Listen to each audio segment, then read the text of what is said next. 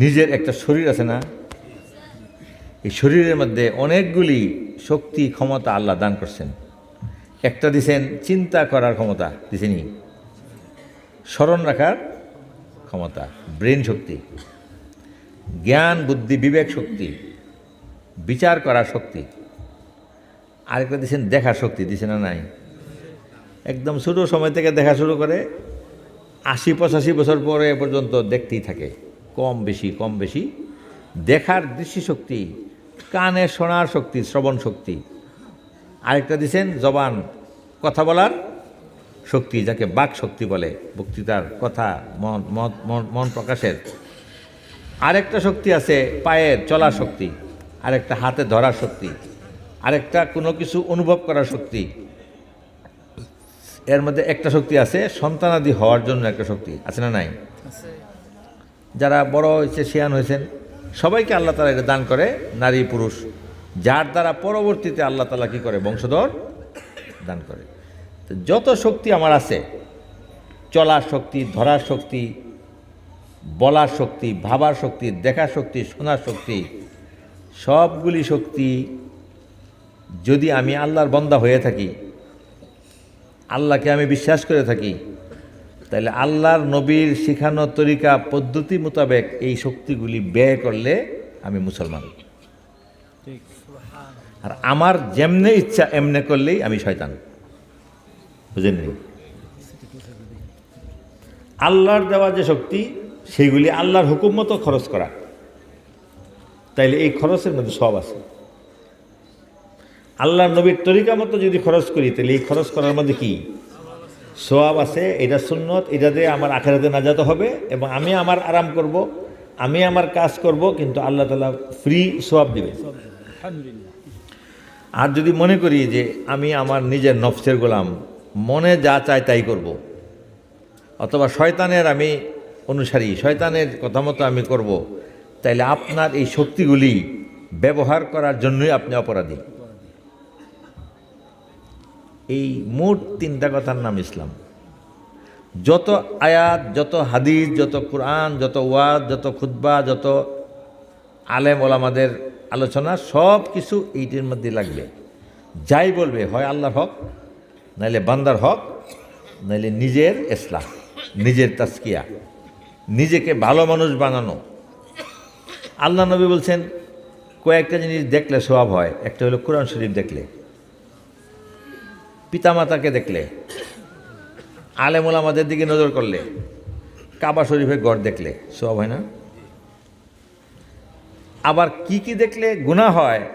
অন্যের অস্থিরতা দেখলে, অন্যের বিবস্ত্র অবস্থায় দেখলে, অন্য নারীকে কুনজরে দেখলে, অন্য কোনো গুনার বস্তু ফিল্ম দেখলে গুনাহ হয়। আপনি যদি ওইটা দেখেন, যদি এটা দেখেন, তাহলে আপনাকে পাহারা দেয় কে? 2 ফেরেশতা। কান্দের মধ্যে কি আছে? 2 ফেরেশতা। কিরামান কাতিবিন ইয়ালামুনা মা তাফআলুন। তারা লেখেন, আপনি যা করেন তা তারা জানে এবং লিখে দেয়। এই অবস্থায় 3টা জিনিস আমাদের সামনে আসছে। এখন দেখেন, অনেক লোক আছে যারা নামাজ, রোজা, আমল সব করতেছে, সমাজ তাদেরকে বলতেছে যে ওনারা ভালো লোক,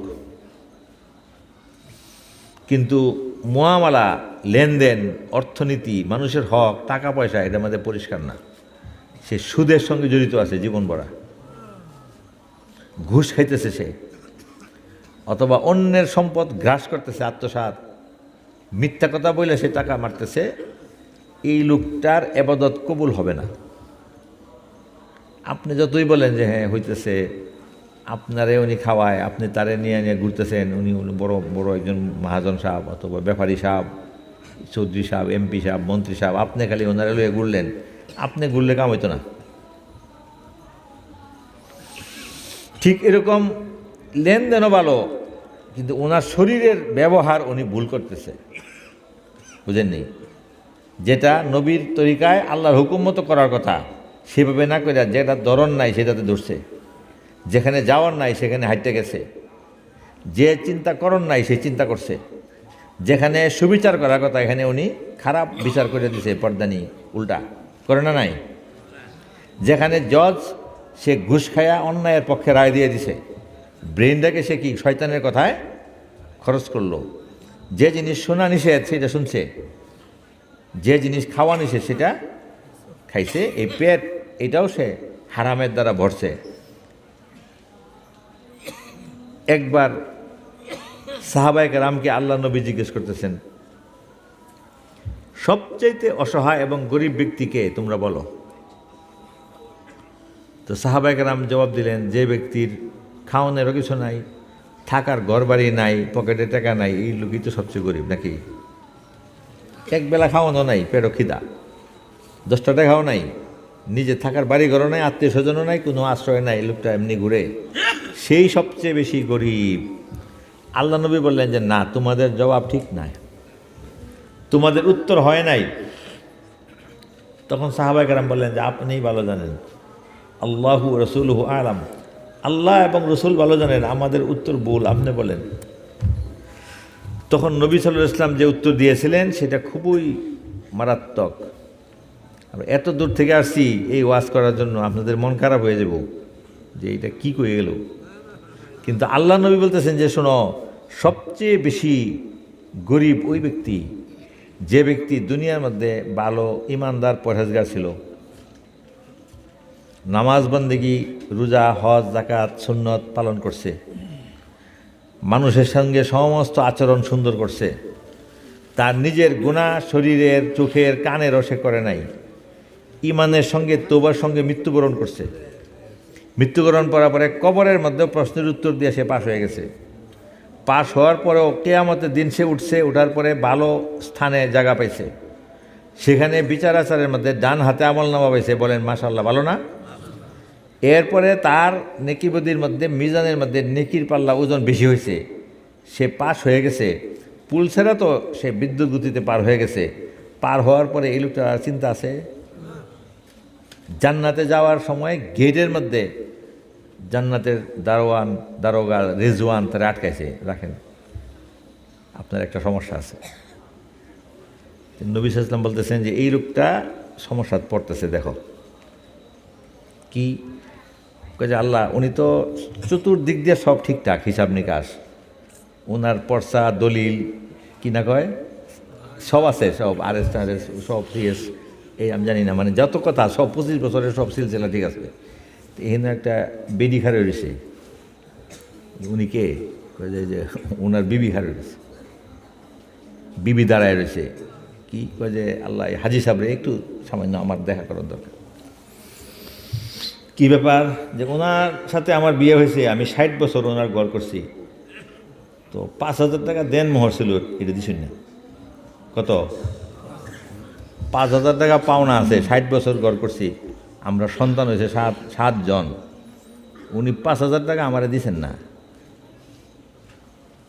আমি আজকে মহাবিপদে পড়ছি, জাহান্নামে যেতেছি, উনি যদি এটা দেয়, পাওনারা দিলে আমার ভালো হয়। কেটা চাইতেছে? বিবি। ইয়াউমা ইয়াফিরুল মারউ মিন আখিহি ওয়া উম্মিহি ওয়া সাহিবাতিহি ওয়া বানিহি লিকুল্লি ইমরিইন ইয়াউমাইযিন শাআনুন ইউগনিহি। আল্লাহ বলে দিয়েছেন যে দুনিয়াতে সবাই সবাইরে চিনো, কিন্তু ওখানে কেউ কেউ চিনত না। বিবি বলবে যে আমি নামাজ টামাজ কম পড়ছি, কিছু গুনাহ করছি, কিছু পর্দা করছি না, নানান রকম, এগুলির কারণে তো আমি আটকা পড়ে গেছি। তো আমার যে স্বামী হাজি সাহেব, ওনার সঙ্গে 60 বছর ছিলাম, 5,000 টাকা এখন আমার দরকার। ফেরেশতারা বলবে যে এখন তো এখানে দেওয়ানের টাকাও নাই, কেমনি দিব? বলেন যে এখন লেনদেন হবে নেকি দিয়া। কি দিয়া? 5,000-এর পরিমাণ সওয়াব দিতে হবে এই বেডিরে।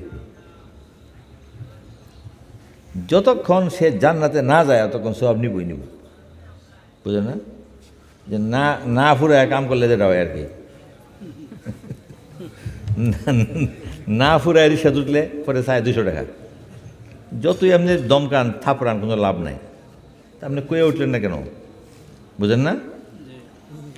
তা যখন বিবেরে দিছে মোটামুটি তার মন রাজা কোনো রকম পার হই, পরে আবার ফেরেশতা বলে যে ওই আজকার মধ্যে আরেকটা বেডি খারে রয়েছে, হেডা কেডা করে আপনার বইন। আয় আল্লাহ, আমার বাবা মারা গেছেন, আমি ওনার বোন, জন্মের সময় যদি বাই হইতাম তাহলে তো অর্ধেক আমি নিতাম জমি, নাকি? মেন গড়টারেও কি করলাম বলে, ওয়াল দিয়া 2 ভাগ করলাম বলে। যে গদিটা আছে বাজারে, এটার মধ্যে কি করলাম বলে, মধ্যে একটা দেওয়াল দিতাম, পুষ্কুনি 2 ভাগ করতাম। আমি বইন হয়ে গেছি, আপনি আমার অর্ধেক দিছিলেন, কিন্তু বাইজান বড় হুজুর, আলেম, মুফতি সাহেব, এমপি সাহেব, চেয়ারম্যান, মেম্বার, আবার হুজুর, আলেম, তাবলিগ করতো এলাকার মধ্যে কেড়ে। উনি মাদ্রাসা মসজিদের চেয়ারম্যান, মেম্বার, সবার সেক্রেটারি সাহেব, সবাই খালি আলহামদুলিল্লাহ আলহামদুলিল্লাহ ওয়াজ করছে, মাথাত লইয়া নাচছে। তো বাইজানে তো আমার অর্ধেক টাকা মাইরা দিছেন। আজকে আমারও জান্নাতে যাইতে কিছু শর্ট পড়ছে, এখন বাইজানরে বলেন আমারটা দেও, বুঝেন না? এই বিডি বিছেনে আবার কয়েকটা ফুলাবান কার রয়েছে, বাইকনা বাইকনা চেনেন না? আমাদের নানার সম্পত্তি, দাদারটা আমরা পাইতাম সমান, নানারটা আল্লাহ দিছে অর্ধেক, নাকি? আমার মা ওনার সন্তান, আমার মামা ওনার সন্তান। আল্লাহ বলবেন যে ঠিক আছে হেরে দাও। তখন মনে করছে আচ্ছা আমার বউ আমার বই নিতে নিজের মানুষ হয়ে সব লেগেছে গা। পরে কব যে আরও কিছু লোক খারাপ দিচ্ছে, এটা কেটারে? কয় আমি ওই যে নিকলি দোকানও চার দোকান দিতাম, বাড়ি আসিল ফরিদপুর, আর নাইলে বাড়ি আসিল রংপুর, আর নাইলে বাড়ি ছিল বরিশাল। তো ওনার দলের কর্মী আর ওনার যারা লোকজন, এরা আমার 350 কাপ চা পাওনা আছে। কয় কাপ? 350 খানেক কাপ চা খাইছে। টাকা চাইলেই চর মারতো, এই দোকানদার ইচ্ছা আছে দিয়াম গাড়া ধরে বাই করে, আমার লোক আইলে চা খাওয়াবে মাগনা, আছে না নাই? ওই চাওয়ালা কিন্তু ওই দিন খারিয়ে যাবো, গাছ কিছু দেন আমার কেন। আরও অনেক পাওনাদার হবে। দোকানের মধ্যে ওজনে কম দিছেন, চাউল বেচছেন এখানের মধ্যে কম, তরকারি বেচছেন এটার মধ্যে কম, আপেল বিক্রি করছেন এখানে কম, সব কিছু। আরও যারা বড় তারা আরও পাওনা বেশি। অনেকে আছে রোড গার্ড করছে, জনগণের টাকা মারছে, আছে না নাই? কন্ট্রাক্টারি করছেন, যা আলোচনা করা তার থেকে বেশি নিয়ে নিছে।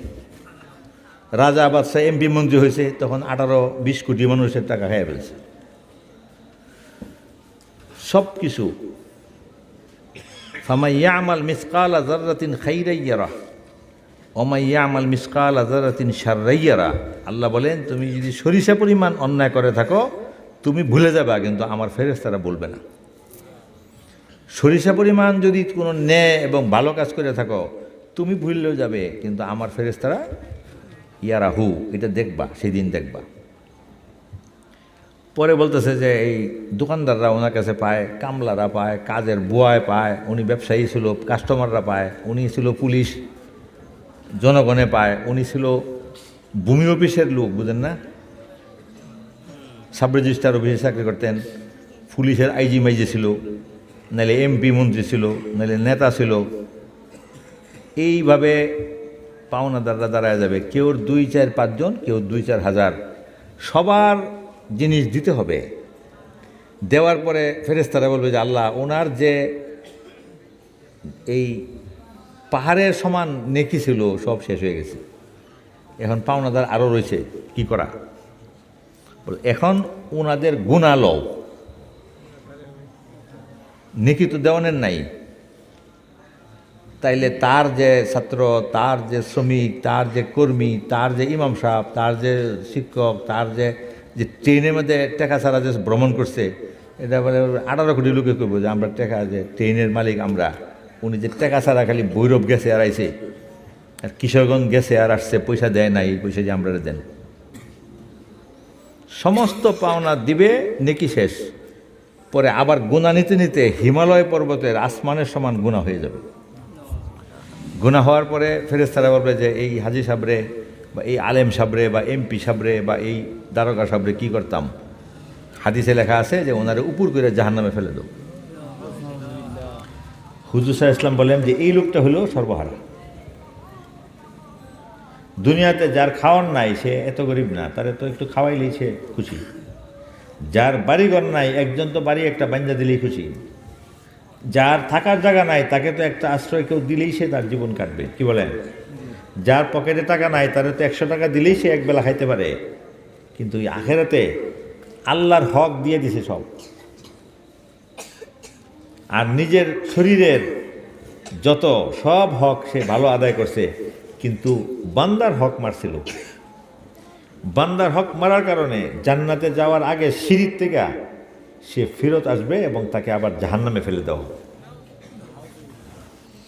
কাজেই এই জিনিসগুলি আমাদের একটু খেয়াল করা দরকার যে আমরা নিজেরা নিজেদের হিসাব করতে পারবো কিনা।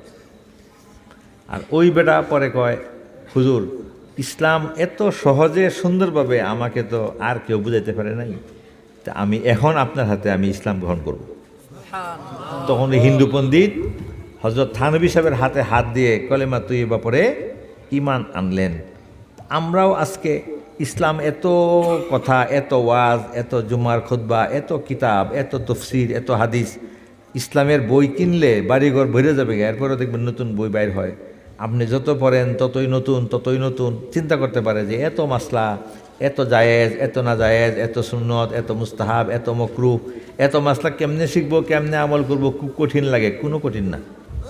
ইসলাম হলো মোট কয়টা কথা? 3। 1 নম্বর, আল্লাহর কিছু হক আমার কাছে আছে। আল্লাহর হক হলো আল্লাহকে বিশ্বাস করা এবং এক হিসাবে বিশ্বাস করা।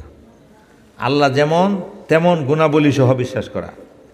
আল্লাহর সমস্ত হুকুম পালন করা, সমস্ত নিষেধ থেকে বেঁচে থাকা, ভুল হইলে তওবা করা, আল্লাহর হক। আর বেশিরভাগ সময় আল্লাহকে স্মরণ করা, জিকির করা। আর আমি যেমন বান্দা, আমার চারপাশে কিছু বান্দা আছে, কেউর 10 জন, কেউর 100 জন, কেউর 500, কেউর 1000, এর বেশি না। আর কেউ আছে সারা দুনিয়ার দায়িত্ব নিছেন, ওনার দায়িত্ব সারা বাংলাদেশ, ওনার দায়িত্ব সারা ইউনিয়ন, ওনার দায়িত্ব সারা এলাকা, ওনার দায়িত্ব সারা উপজেলা, যেহেতু উনি খামসায়া দায়িত্ব নিছে, বুঝেন না? আর যার দায়িত্ব কম তার প্রশ্নও কম। এই মানুষগুলির কিছু জবাব আপনার দিতে হবে। ইসলামের 2টা শেষ। তৃতীয় হলো, আমি নিজে, আমার অনেকগুলি ক্ষমতা শরীরে আছে এবং আমার ভিতরে একটা মন আছে, অন্তর আছে। এই অন্তরের কিছু রোগ আছে, সেই রোগগুলি আমার দূর করে পরিষ্কার করতে হবে। আর কিছু গুণ আছে, সেইগুলি আমার অর্জন করতে হবে। অন্তরের রোগ সবারই আছে, কিন্তু কম। যার কম তার বেশি ঘষা মাজা করার দরকার নাই। যার গুণাবলী ভিতরে এমনি আছে তার বেশি অর্জন করার দরকার নাই। আর যার বেশি তার কমাইতে হবে, যার নাই তার মধ্যে ঢুকাইতে হবে। এটার নাম হলো আপনার ইলমুল আখলাক। আর নবী করিম সাল্লাল্লাহু আলাইহি ওয়াসাল্লাম বলেন, ইন্না আসকালা শাইইন উদিয়া ফি মিজানিল আবদি ইয়াউমাল কিয়ামা খুলুকুন হাসানুন। কিয়ামতের দিন মিজানের পাল্লায় যখন মানুষের আমল ওজন করা হবে, তখন সবথেকে বেশি ওজন কলেমার হবে না, শহীদি মৃত্যুর ওজন সবচেয়ে বেশি না, নমাজের ওজন সবচেয়ে বেশি না, হজ উমরার ওজনও সবচেয়ে বেশি না, রোজার ওজনও সবচেয়ে বেশি না, কুরবানির ওজনও বেশি না, দান সৎকার ওজনও বেশি না। মিজানের পাল্লার মধ্যে সবচাইতে বেশি ওজন হইল উত্তম আখলাকের, সুবহানাল্লাহ, সদাচরণের, নম্র ব্যবহারের, সত্য কথার, বিনয়ের। আর এইটাকে ধ্বংস করে অহংকার, হিংসা, বিদ্বেষ, অতিরিক্ত রাগ এবং অন্যের দিকে শত্রুতা, গীবত করা, পরনিন্দা করা।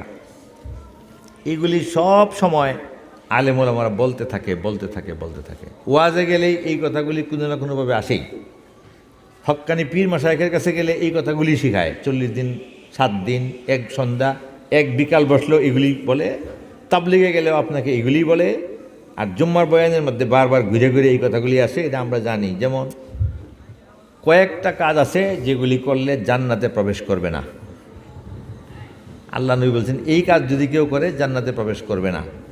জান্নাতে প্রবেশ করবে না এরকম 10টা-15টা আছে।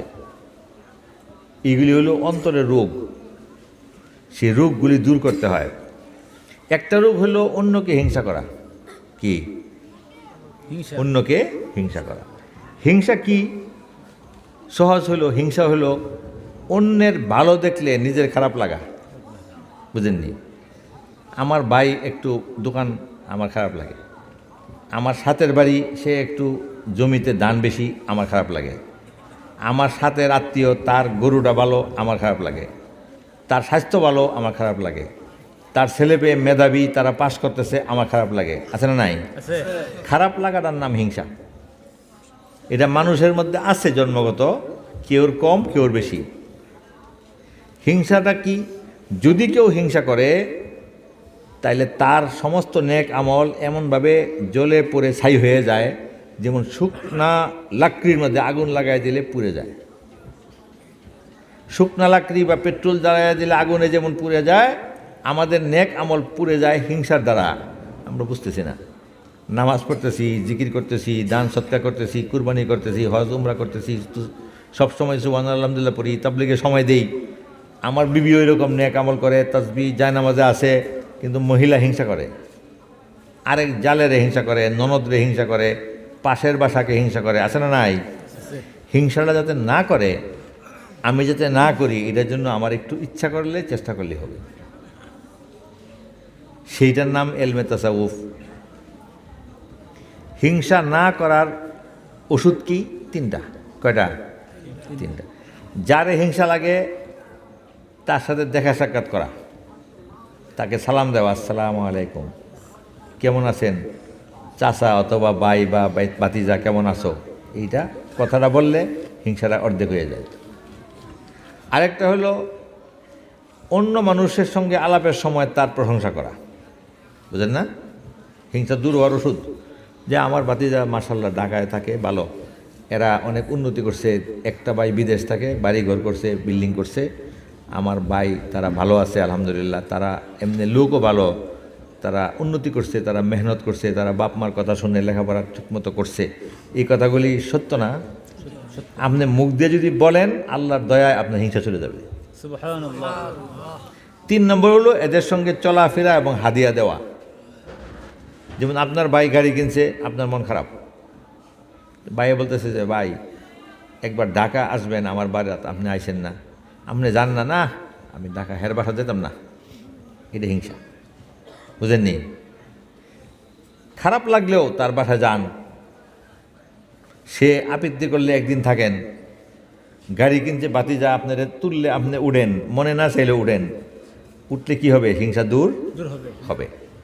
একটা হলো সালাম কালাম সাক্ষাৎ, 2 নম্বর হলো তাদেরকে ফুট জিজ্ঞাসা করা, 3 নম্বর তাদের দাওয়াতে, তাদের গাড়িতে বাড়িতে যাওয়ার দাওয়াত কবুল করা, হাদিয়া আদান প্রদান করা। 3টা যদি করেন হিংসা দূর হবে। হিংসা দূর হইলে আপনার নেক আমল আগুনে পুড়বে না। হইল না? আরেকটা মারাত্মক রোগ হলো অহংকার। কি অহংকার? অহংকার কি? এক কথা বলে দিই। অহংকার হলো যে কোনো মানুষকে নিজের থেকে ছোট মনে করা। বুঝলেন না? যে কোনো মানুষকে নিজের থেকে ছোট মনে করা, এটাই অহংকার।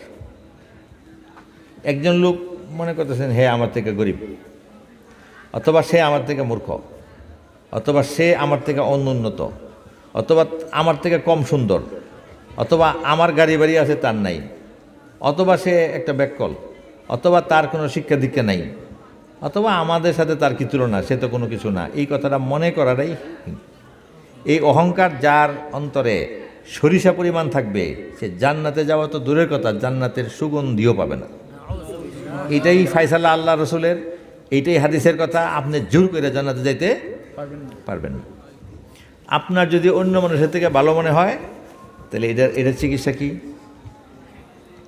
আপনি মনে করেন যে ওই লোকটা ইমানের সঙ্গে মরার সঙ্গে সঙ্গে বেহেশতে গেছে গা, ওই লোকটাকে কি করছে? আল্লাহ মাফ করে দিছে, আপনারা করলো না, তাহলে কেটা ভালো? ওই তো ভালো।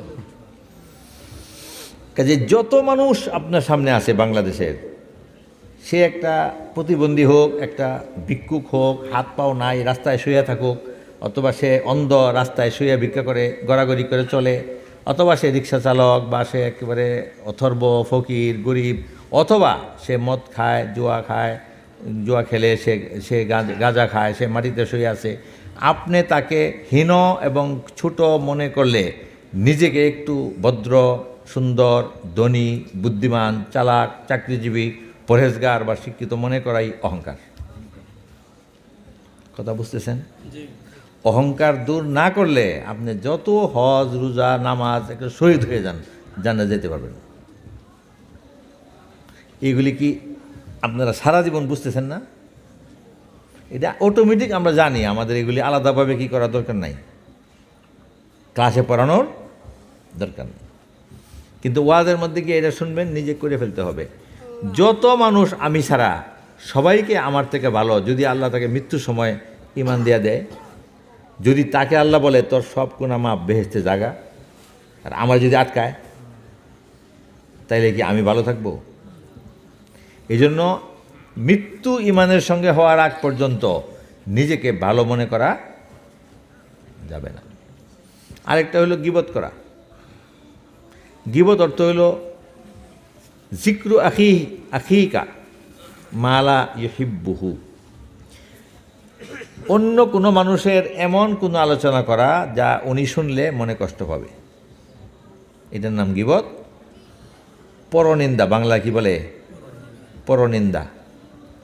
সাহাবায়ে কেরাম জিজ্ঞেস করলেন, যদি হে এই দুষ কইরা থাকে তাহলে কোন যেত না? কইরা থাকলেই তো গীবত, না করলে তো তুহমত। যদি এই গুনাহটা সে করে তাইলে এটা আলোচনা করা যাবে না, যদি না করে তাইলে তো এটা অপবাদ, আরও ডবল গুনাহ। কি বলেন? আল্লাহ তাআলা আমাদের কোরআনে বুঝাইতেছেন, ওয়ালা তাগতাব বা'দুকুম বা'দা, তোমরা একে অপরের গীবত করিও না। আমাদেরকে আল্লাহ তাআলা এটা ফরজ হুকুম দিয়েছেন। আইয়ুহিব্বু আহাদুকুম আইয়াকুলা লাহমা আখিহি মাইতান ফাকারিহতুমুহু, তোমরা কি পছন্দ করো যে তোমার মরা ভাইয়ের গোশত খাইবা? করো না। ফাকারিহতুমুহু, তোমরা পছন্দ করো না। যে আমার এক ভাই, আপনার এক ভাই যদি রাস্তায় কোনোখানে মরে পড়ে থাকে, 3 দিন 4 দিন পরে লাশ পাওয়া যায়, আমরা কান্দা করতে আনতাম না? ওই পচাটা কি খাবে কেউ? তার শরীরটা তো মৃত্যুর কারণে পচে গেছে, আপনি খাইতেছেন না, তার একটা আখলাক নষ্ট হয়ে গেছে, অথবা সে একটা ভুল করছে, যুবক ছেলে, অথবা একজন শিক্ষিত লোক, সে এক জায়গায় গিয়ে একটা ঘুষ দুর্নীতি করছে, অথবা কোনো একটা অঘটন অকারেন্স ঘটাইছে, ঘটানোর পরে আপনার ভালো লাগতেছে, এটা শূন্য আপনি 4 দোকানে বইয়া গপ্প মারতেছেন, এই অমুক তো এটা হয়েছে, অমুকের মেয়ে তো এটা করছে, অমুকের ছেলে তো এটা করছে। আপনি যে বলতেছেন ওনারা যে গুনাহ করছে, এই গুনার পরিমাণ গুনাহ আপনার হইতেছে, এবং ওনার কাছে ক্ষমা না চাইলে আল্লাহ আপনাকে মাফ করবে না। এবং বলছে আসাদ্দু মিনাজ জিনা, কারণ একটা লোক যদি ব্যক্তিগতভাবে জিনা করে তাহলে এটা সমাজের মধ্যে কোনো ইফেক্ট হয় না, তার নিজের চরিত্র খারাপ, 2 জন মানুষ খারাপ, তারারে শরীয়তে ধরতে পারলে মৃত্যুদণ্ড দিবে, তারা নিজেরা পচলো। কিন্তু আপনি যে 4 দোকানে বসে একজনের গীবত গাইতেছেন, এই লোকটা, তার সন্তানাদি, তার বিবি বাচ্চা, তার বংশ সবাই শুরু হইতেছে না? সবার সামনে এই লোকের গোপন বিষয় যে আপনি ফ্ল্যাশ করলেন, আল্লাহ তাআলা তো ফ্ল্যাশ করে নাই, আল্লাহ সত্তার। আল্লাহ বলেন যে তোমাদের সকলের জীবনে এমন এমন গুনাহ আছে যেগুলি আমি মৃত্যু পর্যন্ত ঢেকে রাখি। বলেন সুবহানাল্লাহ। যদি তোমাদের গুনাহগুলি আমি প্রকাশ করে দেই তাহলে সমাজের মধ্যে কোনো লোক হাঁটতে পারবে না। কি বলেন, ঠিক কিনা? ঠিক। এখন আপনার জীবনের পুরা অতীতের 50 বছর যদি আল্লাহ বলে যে এটার ভিডিও আমার ফেরেশতার কাছে আছে, সেই ভিডিও হন তোমার সন্তান, ছেলে, পুতের বউ, সবাই তোমার শালা সম্বন্ধী, এলাকার ইমাম, আলেম ওলামা, ফুটবল টিম, পোলাপান সবার সামনে কলেজের মাঠের মধ্যে আমি ফিল্ম দেখাবো, কেউ সাহস আছে? হ্যাঁ, বলবেন যে আল্লাহ এটা আপনি দেখেন, আমি কি করতেছি? তোবা করতেছি, আল্লাহ এই ফিল্ম আপনি দেখায়েন না। বলবে কি না? আল্লাহ বলতেছেন আমি সত্তার, আমি সমস্ত ফিল্ম অফ করে রাখছি। আর গুনাহ এমন যেটা আল্লাহ মাফ করতে 1 সেকেন্ড লাগে না।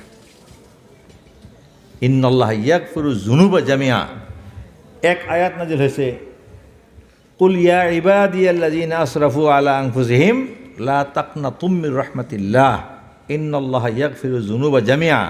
হে মুসলমানরা শোনো, তোমরা যারা নিজের উপর জুলুম করতে করতে মারাত্মক অবস্থায় পৌঁছে গেছো, শিরিকের গুনাহ, কুফরি গুনাহ, বেদাতি গুনাহ এবং শরীরের, দেহের, মনের, অন্তরের সমস্ত গুনাহই করছো, করার পরেও তুমি অবশ্যই ভয়, সাবধান, আল্লাহর রহমত থেকে নিরাশ হইও না। লা তাকনাতু মির রহমাতিল্লাহ, আল্লাহর রহমত থেকে নিরাশ হইও না। ইন্নাল্লাহ ইয়াগফিরু যুনুবা জামিয়া, আল্লাহ তোমার সব গুনাহ মাফ করে দেবেন। এই আয়াত নাজিলের পরে ইহুদিরা মদিনায় বলতেছে, এমন একটা আয়াত যদি আমাদের তৌরাত জবুরে নাজিল হইতো তাহলে এই দিনটা আমরা ঈদ পালন করতাম। কিন্তু মুসলমানরা এইটা শোনার পরেও হেরা খুশি হয় না। আমরা তো খুশি হয়েছি, আমরা তো আর নাচি না, মনের দিক দিয়ে খুশি না। আল্লাহ বলছেন তোমাদের সব গুনাহ মাফ করে দেব। সুবহানাল্লাহ। ইন্নাল্লাহ ইয়াগফিরু যুনুবা জামিয়া। কিভাবে করব? একটা কিচ্ছা আর একটা কই গল্প। আমি তো ওয়াজ করতে পারি না, আপনারা যে শুনতেছেন আলহামদুলিল্লাহ। এটা আসলে নিকলির মানুষ, খুব উচ্চ মানের শ্রোতা এবং ভদ্রলোক। আপনারা অনেক ভালো মানুষ। অনেক জায়গায় আমি গেলে ওনারা বদলান, নামাই দেন, আরেকজন ভালো বক্তা দেন। তা আমার যে নামাইছেন না, এই জন্য আমি খুশি। কথাটা আপনারা শুনতেছেন, এটা আসলে ভালো লাগতেছে। বলছে কি যে হুজুর মুসা আলাইহিস সালাম, ওনার জমানা, হজরত মুসা আলাইহিস সালাম, ওই জমানা একবার এলাকায় বৃষ্টি হয় না, বৃষ্টি হয় না, হয় না, হয় না। তো বৃষ্টি যে এলাকায় হয় না তারা বুঝে যেটা গৃহস্থী এলাকা। যখন ধানের মধ্যে পানির খুব দরকার তখন পানি না হইলে কেমন।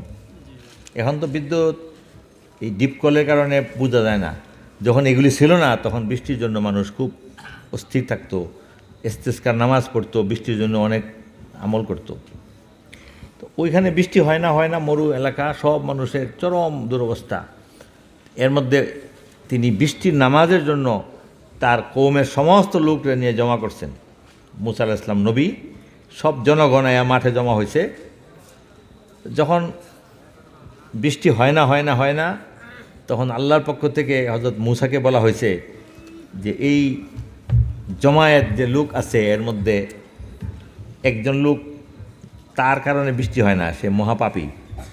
এই লোকটারে সবার সামনে খাড়া করে আর তুমি চিনায় দাও, আর বলো যে তুমি মাঠ থেকে যাও গা, তাহলে বৃষ্টি হবে।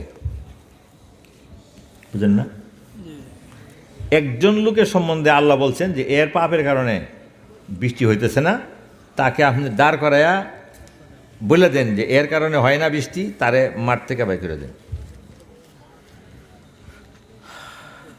তখন মুসা আলাইহিস সালাম নিজে একটু বিব্রত হয়েছেন যে আল্লাহ তাআলা ডাইরেক্ট এরকম হুকুম দিলেন, আর এই লোকটারে আমি বললে সবার সামনে খাড়া করে তারে একদম বাই করে দিব, লোকটা তো জিন্দা মরে যাব, যাবে না?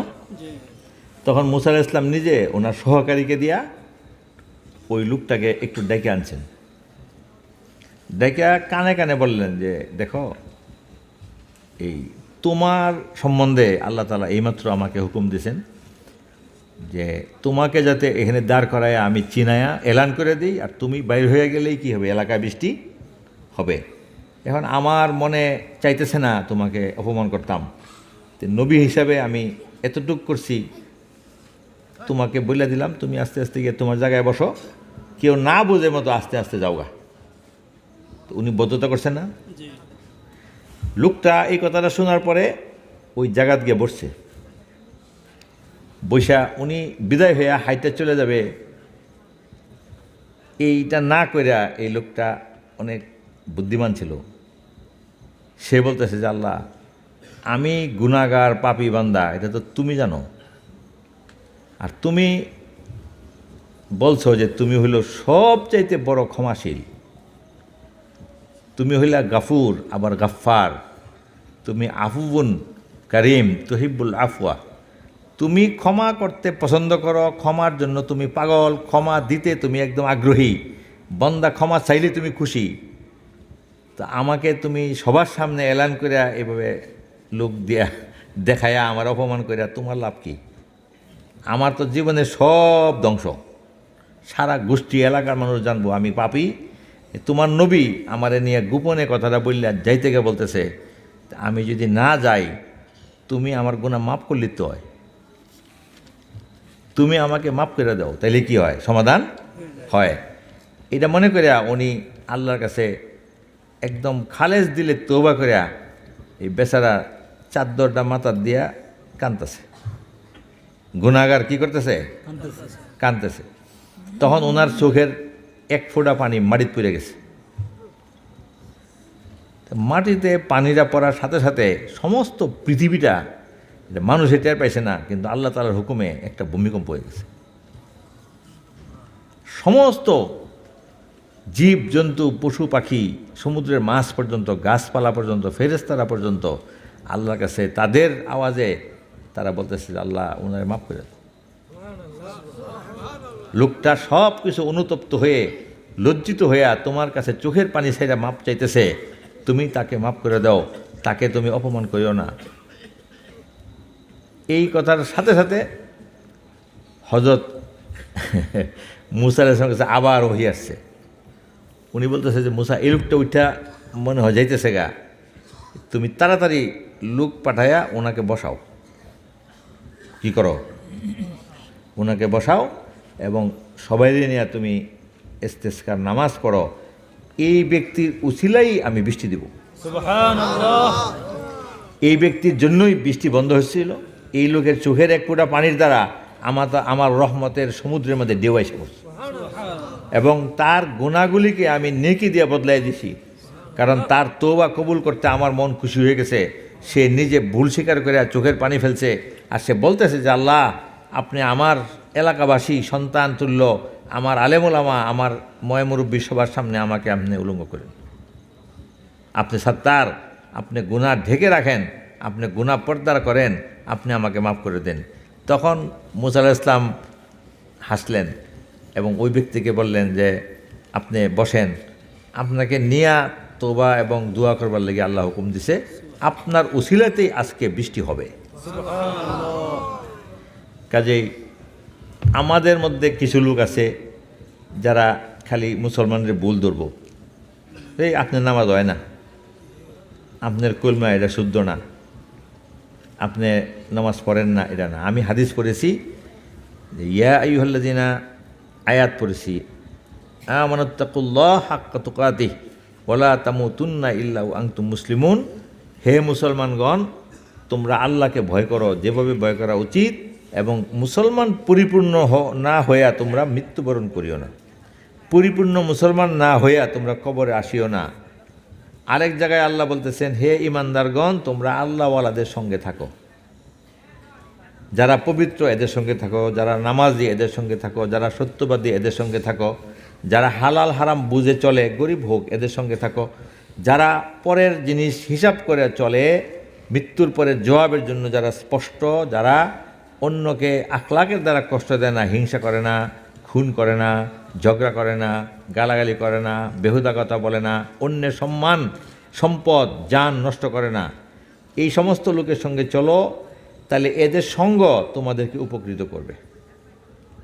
যেমন একটা লোক অনেক গরমের মধ্যে বন্ধের থেকে আসছে, ঘামতেছে, তখন কোনো জায়গা রুম যদি এসি থাকে, যারা এসি জানেন, যারা ছোট বাচ্চা তারা জানো, যারা অনেক বয়সী, যারা এসি দেখেন নাই বুঝেন না, মনে করেন একটা বরফের চাক্কা বড়, ওটার পাশে গিয়ে বসে রয়েছে, সেখানে আবার ফ্যান চলতেছে, এই রুমটা ঠান্ডা না?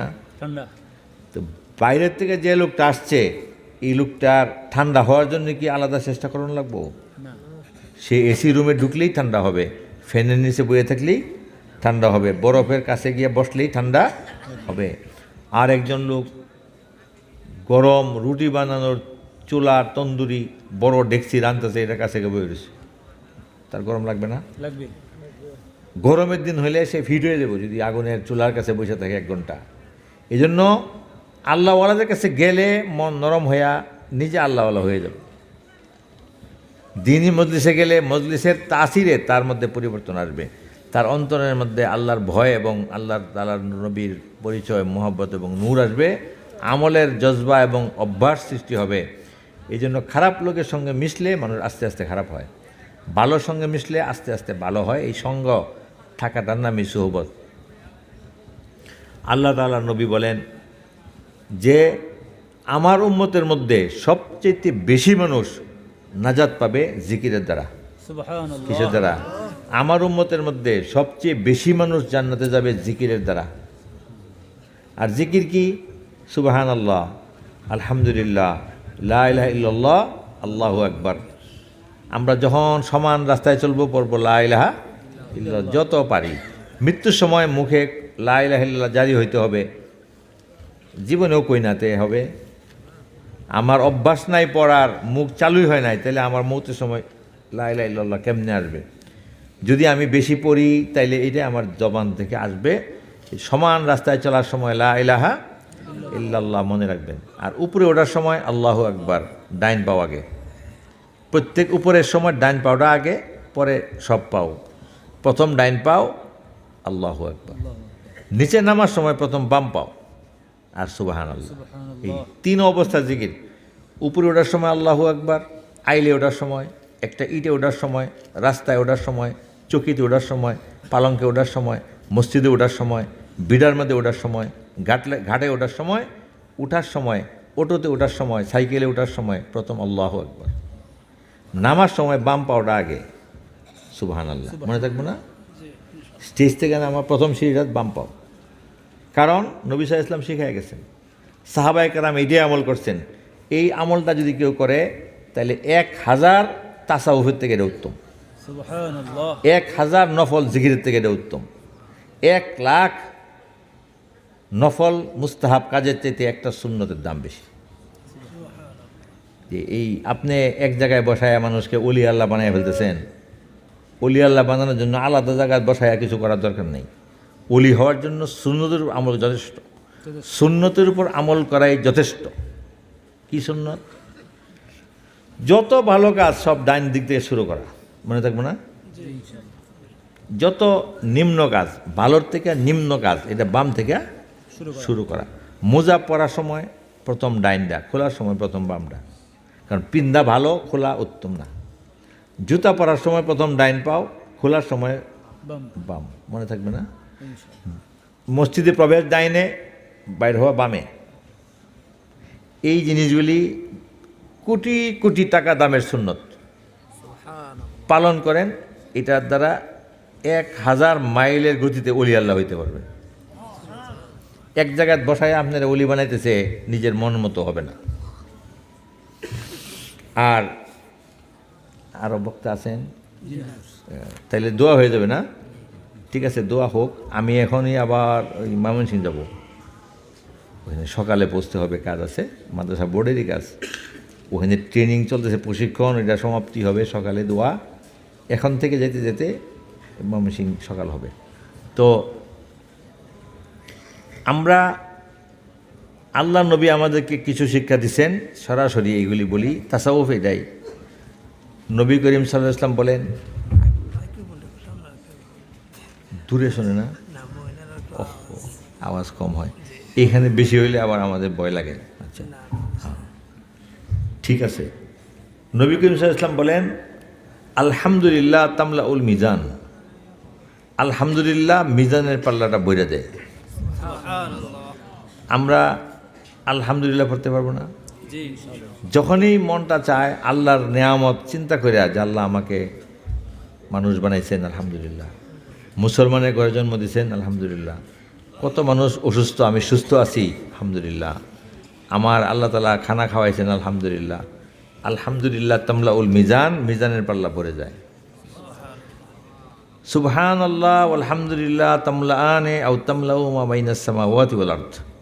মাটি থেকে 7 আসমান এবং আরশ পর্যন্ত শূন্য স্থানটি ভরে যায় সুবহানাল্লাহ আলহামদুলিল্লাহ পড়লে। সুবহানাল্লাহ। সুবহানাল্লাহ একবার পড়লে একটা বৃক্ষ আল্লাহ রোপণ করেন জান্নাতে, যে বৃক্ষটা ছায়া পাড়ি দিতে দ্রুতগামী আরবি তাজি ঘোরার 500 বছরও শেষ হয় না। জান্নাত এত বড়, আর এত বড় বাগান, এক একটা গাছ লাগানো হয় সুবহানাল্লাহ পড়লে, আলহামদুলিল্লাহ পড়লে। লা ইলাহা ইল্লাল্লাহ জান্নাতের চাবি। আল্লাহু আকবার এত বড়, তাকবিরাতুন ওয়াহিদাতুন খায়রুম মিনাদ দুনিয়া ওয়া মা ফিহা। একবার আল্লাহু আকবার বলা, আল্লাহু আকবার বলা দুনিয়া এবং তার মধ্যে যা কিছু আছে সবচেয়ে উত্তম। আল্লাহ তাআলা আমাদেরকে এই সম্পদ দিছেন, আর নিজের সমস্ত গুনাহ মাফ হবে। আস্তাগফিরুল্লাহ, আস্তাগফিরুল্লাহ, আল্লাহ আমাকে মাফ করে দেন, এটার অর্থ আস্তাগফিরুল্লাহ। পারবো না? সকালের দিকে 100 করে সুবহানাল্লাহ 100, আলহামদুলিল্লাহ 100, লা ইলাহা ইল্লাল্লাহ 100, আল্লাহু আকবার 100, আস্তাগফিরুল্লাহ 100, আর সাল্লাল্লাহু আলাইহি ওয়াসাল্লাম 100। 6 তসবিহ। পারবো না? ইনশাআল্লাহ। সকালের দিকে যে সুযোগই হোক 600, বিকালে 600 পড়বো তো। ইনশাআল্লাহ। এমনি একসাথে পড়লে এক তসবিতে 400 হয়ে যায়। সুবহানাল্লাহ, আলহামদুলিল্লাহ, লা ইলাহা ইল্লাল্লাহ, আল্লাহু আকবার 1 2, তাইলে 100 400, আর আস্তাগফিরুল্লাহ 100, সাল্লাল্লাহু আলাইহি ওয়াসাল্লাম 100। এইটা আমরা করি। আরেকটা হলো 1800, সারা দিন রাত আছে, 12 তসবিহ আছে।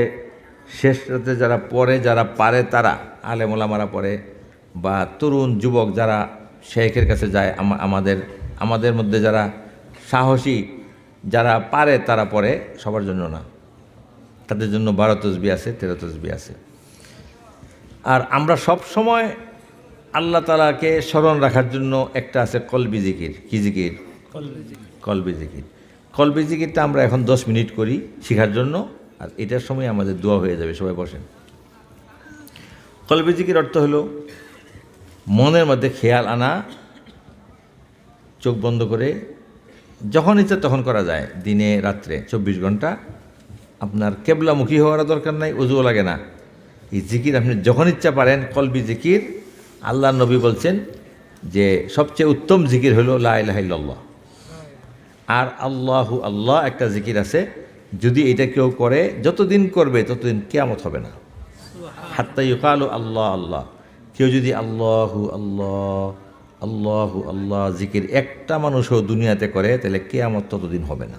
সুবহানাল্লাহ। তো যদি আসমান জমিন সব টিকে একটা আল্লাহু আল্লাহর দ্বারা, আর একটা লোক যদি খালেস দিলে জিকির করে, পীরের কাছ থেকে সবক নিয়া, হক্কানি রব্বানি আলেম থেকে, বন্ড পীরের কাছ থেকে না, সেই হক্কানি রব্বানি আলেম পীর যারা, তাদের কাছ থেকে জিকিরের সবক নিয়া আল্লাহু আল্লাহ, আল্লাহু আল্লাহ, আল্লাহু আল্লাহ, আল্লাহু আল্লাহ শেষ হাতে পড়ে, তাহলে তার জীবন, বাড়ি ঘর, সন্তানাদি আল্লাহ ঠিক রাখবেন না? যে আল্লাহ আল্লাহ করলে আসমান জমিন টিকে থাকে, সেটা দ্বারা আমাদের একটা জীবন থাকতো না? মসজিদ, মাদ্রাসা, এই যে ফসল, সব কিছু ধ্বংস হয়, কিছু হবে না। এলাকার মানুষ যদি ইমানদার হয়, নামাজি হয়, আল্লাহ বলেন আসমান জমিনের সমস্ত রিজিকের দুয়ার খুলে দেবে। সেই রিজিকের দুয়ার খোলার জন্য ইস্তেগফার আর তওবা, ইস্তেগফার, দুরূদ শরীফ আর জিকির, সব সময় জিকির। কলবের জিকির হলো চোখ বন্ধ, আপনি মনে করেন যে আমার দিলের মধ্যে আল্লাহর রহমত আসতেছে, যেটা আসে। আল্লাহ বলেন কিছু বান্দা যখন আমার আলোচনার জন্য এক জায়গায় বসে যায়, সেখানে কোরআন, সুন্নাহ এবং আমার প্রিয় হাবিব সাল্লাল্লাহু আলাইহি ওয়াসাল্লামের আলোচনা হয়, তখন সেখানে 4টা কাজ হয়। কয়টা? 1 নম্বর কাজ হয়, সেই এলাকার মধ্যে আমি রহমত নাজিল করি। যেখানে দ্বীনি মাহফিল হইতেছে, এই এলাকায় অবশ্যই রহমত আসছে। সব মানুষ দেখেন, বাড়ি ঘর, আত্মীয় স্বজন, প্রাণ জান সবার ঠান্ডা আছে এখন। আর এটা বেশি বুঝতেছে কবরবাসী, এবং তাদের অন্তরের মধ্যে আমি প্রশান্তি ঢেলে দিই। এই বয়ানে কোনো মজা নাই, কোনো সুর নাই, কোনো কৌতুক নাই, কোনো হাসি নাই, কোনো চিল্লাচিল্লি নাই, কোনো অঙ্গভঙ্গি নাই, কোনো হেই হেই নাই, এখানে কোনো বাজনা নাই। কিন্তু সব লোক কেন শুনতেছে? কারণ এখানে আল্লাহর আলোচনা হইতেছে। তাতানাজ্জালু আলাইহিমুস সাকিনা, আল্লাহ বলেন তাদের দিলের মধ্যে আমি বরফের মতো শান্তি ঢেলে দিই।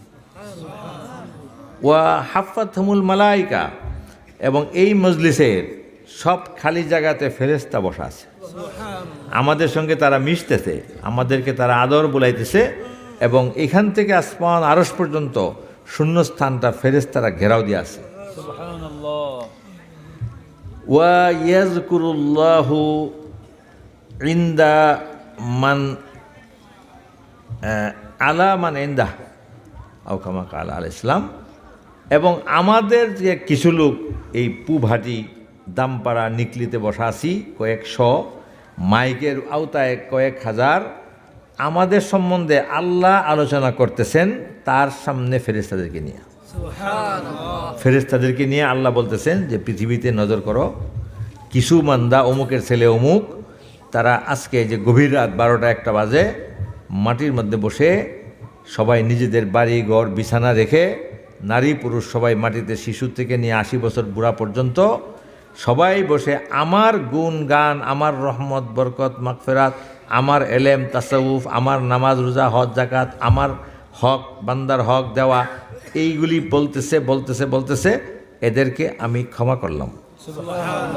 আমাদের নাম, আমাদের আলোচনা আল্লাহ করতেছেন ফেরেশতাদের মজলিসে, আর আমরা যেমন এমন। এই 4টা পুরস্কার মাহফিলের আছে। তো আমাদের অন্তরে আল্লাহর রহমত আসতেছে, সবাই খেয়াল করি। চোখ বন্ধ, আমাদের কলবের মধ্যে, দিলের মধ্যে আল্লাহর রহমত আসতেছে, এবং এই রহমত অনেক বড়, হাওরের বড় পানির বন্যার মতো, যেটা স্বর্ণের গলিত স্বর্ণরূপার মতো, সূর্যের তাপের আলোর মতো বিশাল বড় আকারে সেই রহমতের ঢেউ আমাদের অন্তরে আসে। অন্তরের মধ্যে জায়গা হইতেছে সবটার। অন্তর এত বড় আল্লাহ বানাইছেন তার জিকিরের জন্য যে 7 আসমান জমিন আরশও অন্তরের মধ্যে জায়গা পাবে। চোখ বন্ধ, সেই অন্তরের মধ্যে রহমতের ঢেউ আসতেছে, আর সেই ঢেউ, সেই রহমত আমাদের মাথার চুল থেকে পায়ের নখ পর্যন্ত আমাদের গুনাহ দূর করতেছে, আমাদের জং কলব থেকে দূর করতেছে। রহমত আমাদের মৃত শরীরকে জিন্দা করতেছে, আমাদের শরীরের ক্লান্তি, রোগ ব্যাধি যা আছে সব ধুইয়া মুছা মাটিতে মিশে যাচ্ছে। সেই রহমত আমাদের উপর আসতেছে, আর সেই রহমতের কারণে আনন্দিত হইয়া আমাদের দিল পড়তেছে। সবাই জবান বন্ধ রাখবেন, মুখ বন্ধ রাখবেন, এবং দিল পড়তেছে আল্লাহ আল্লাহ আল্লাহ।